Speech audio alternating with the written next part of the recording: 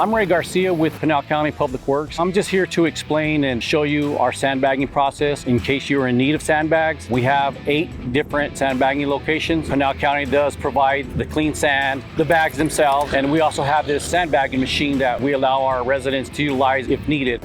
When you come down to get sandbags, I would recommend you bring a shovel, gloves, a good pair of shoes, and some extra help if you think that you're not capable of lifting and loading that many pounds of sandbags.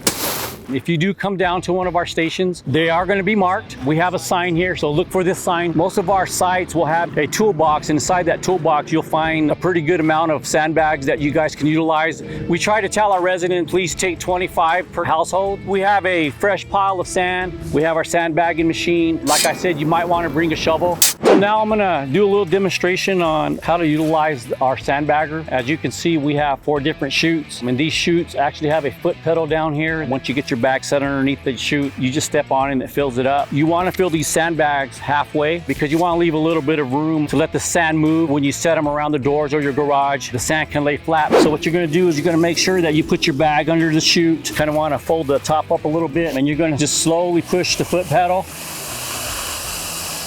Make your judgment to half. That's half.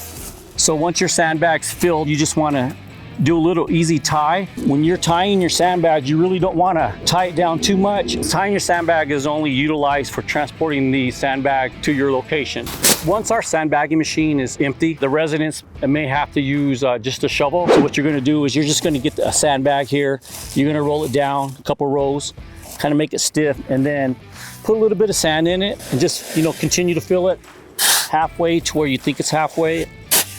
And, just same process. You just want to tie it down, a little easy tie. Now that you have your sandbags at your household or the location you're trying to protect, the use of the sandbag is to divert the water away from our house. The importance of not tying your sandbags too tight was once you get them to this location, you want to untie them because your sandbags work more efficient when they're flat. First of all, you just want to open your door and get a little reference point on how far you need to go out.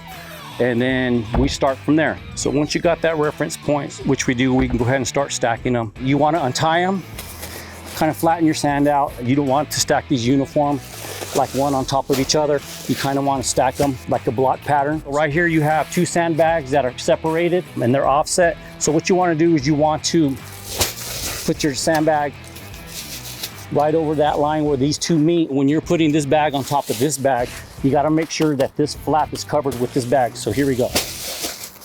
So once you get your bag set, step on a little bit to compact it, flatten that sand out, and you just work yourself around 3 rows high. When you know you're at your 3rd row, put your flap and tuck it in underneath, and then lay it on top.